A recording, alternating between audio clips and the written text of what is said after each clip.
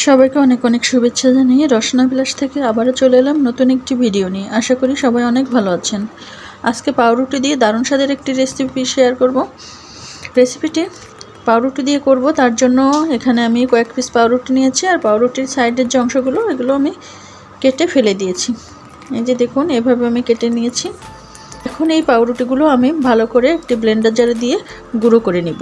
পাউরুটিগুলো আমি কয়েক টুকরা করে নিব, ছোট ছোট টুকরা করে নিয়ে ব্লেন্ডার জারে দিয়ে দিব। টুকরাগুলো ব্লেন্ডার জারে দিয়ে আমি এভাবে গুঁড়ো করে নিয়েছি। আর এভাবে গুঁড়ো করে নিলে পাউরুটির ডোটা কিন্তু অনেক সফট হয় আর মিষ্টিগুলো অনেক সুন্দর হয়। এজন্য অবশ্যই পাউরুটির টুকরাগুলো এভাবে ব্লেন্ডার জারে দিয়ে গুঁড়ো করে নেবেন। এখন আমি এর মধ্যে দিয়ে দেব লিকুইড দুধ। এখানে আগে থেকে জাল করা দুধ দিয়ে দেব হাফ কাপ। দিয়ে দেব সামান্য একটু লবণ। এখন এর মধ্যে আমি 2 চামচ সুজি দিয়ে দেব, কাঁচা সুজি। এখন এর মধ্যে দিয়ে দেব হাফ চামচেরও কম বেকিং পাউডার। এখন ভালো করে একটু মেখে নেব। রুটির ডোটা অনেক শক্ত আছে, এজন্য এর মধ্যে আমি একটা ডিম ব্যবহার করব। এখানে আমি একটা ডিম নিয়েছি আর ডিমটা এখন আমি ফেটিয়ে নিব। ডিম মেশানোর আগে এর মধ্যে আমি দিয়ে দেব 4 চামচ গুঁড়া দুধ। আমি উঁচু উঁচু করে 4 চামচ গুঁড়া দুধ দিয়ে দেব।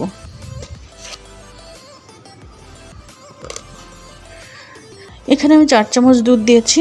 ইচ্ছা করলে আপনারা এর থেকে আরও বাড়িয়ে দিতে পারেন। দুধটা গুঁড়া দুধ যত বেশি ব্যবহার করবেন মিষ্টির স্বাদ কিন্তু ততগুণ বেড়ে যাবে, খেতে অনেক ভালো লাগবে।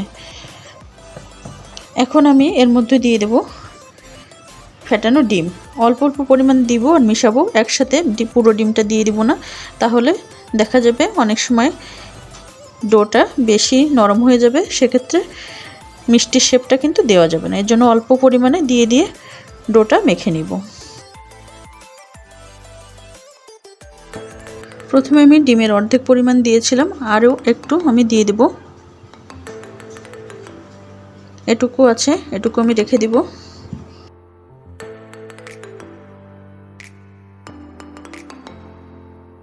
ডোটা আমি অনেক সুন্দর করে অনেক সময় ধরে মেখে নিয়েছি।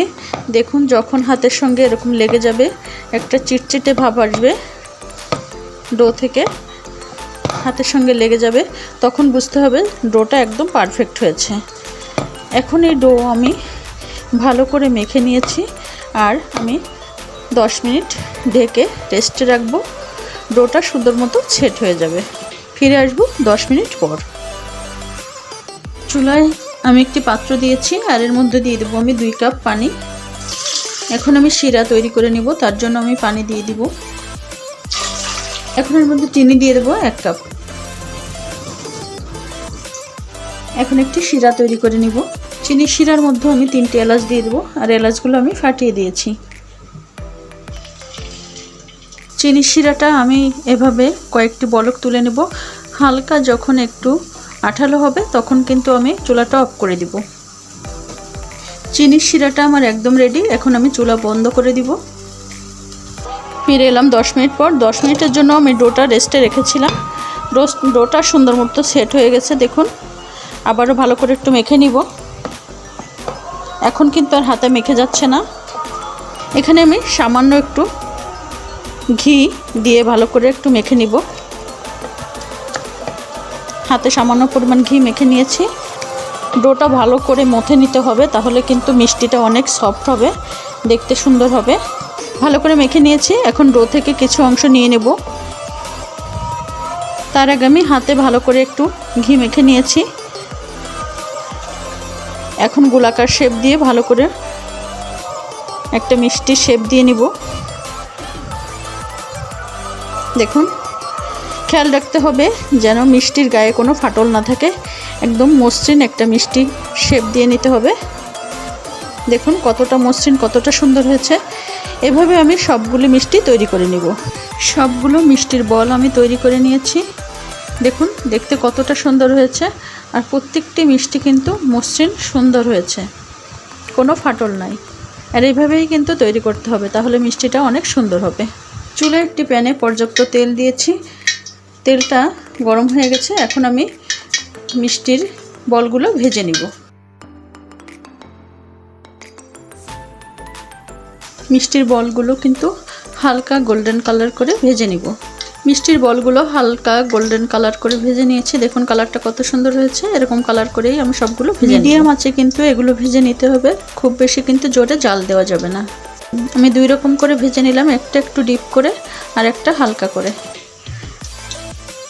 এরকম হালকা কালার করে আমি ভেজে নিব। দেখুন মিষ্টির বলগুলো কত সুন্দর করে ভেজে নিয়েছি। একটা একটু গোল্ডেন ব্রাউন করে ভেজে নিয়েছি, হালকা হালকা ব্রাউন করে, আর একটা কিন্তু হালকা করে ভেজে নিয়েছি। দুইটা দুই রকম কালার। এখন যে চিনির শিরাটা আমি তৈরি করে রেখেছিলাম, চিনির শিরাটা হালকা একটু গরম করে নিব। চিনির শিরাটা হালকা গরম হয়ে গেছে। এখন শিরার মধ্যে আমি এক এক করে মিষ্টিগুলো দিয়ে দেব। সবগুলি মিষ্টি আমি শিরার মধ্যে দিয়ে দিয়েছি। আর দেওয়ার পরে আমি মাত্র 2 থেকে 3 মিনিট আমি জাল করে নিব। তারপরে আমি কিন্তু চুলার আঁচটি বন্ধ করে দিব। এই মিষ্টিগুলো তৈরি করার সময় কিন্তু চুলার উপর রেখে খুব বেশি জাল করার প্রয়োজন নেই। মিষ্টির শিরার ভিতর দিয়ে দিলেই কিন্তু কয়েক ঘন্টা রাখতে হবে। রেখে দিলেই কিন্তু মিষ্টিগুলো এই চিনির শিরা যখন চুষে নেবে তখন কিন্তু মিষ্টিগুলো সুন্দরভাবে তৈরি হয়ে যাবে।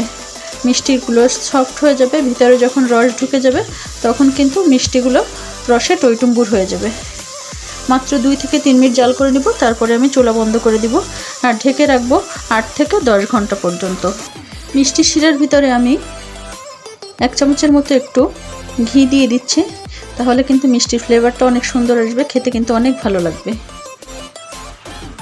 এটা অপশনাল, ভালো লাগলে দিবেন, আর না ভালো যদি না লাগে তাহলে না দিলেও চলবে, তবে দিলে ফ্লেভারটা অনেক সুন্দর আসে, মিষ্টিটা খেতে অনেক ভালো লাগে। আমার রেসিপিগুলো যদি আপনাদের কাছে ভালো লেগে থাকে তাহলে অবশ্যই লাইক, কমেন্ট, শেয়ার করবেন এবং আমার ইউটিউব চ্যানেলটি সাবস্ক্রাইব করে আমার পাশে থাকবেন। মিষ্টি শিরাটা এখন আমি ঢেকে দিব 8 থেকে 10 ঘন্টার জন্য।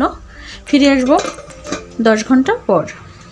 তৈরি হয়ে গেল পাউরুটি দিয়ে দারুণ সুস্বাদু মিষ্টি। মিষ্টিটা খেতে দোকানের মিষ্টির থেকেও কোনো অংশে কম নয়, নরম তুলতুলে, খেতে দারুণ মজার। খুব সহজে চটজলদি তৈরি করা যায় ঘরে থাকা সাধারণ উপকরণ দিয়ে, আর খেতে অনেক মজা। যখন খুশি তখন কিন্তু মন চাইলেই তৈরি করা যায়। তৈরি করুন আর অবশ্যই কমেন্ট করে জানান কেমন লাগলো। ভালো থাকবেন, সুস্থ থাকবেন।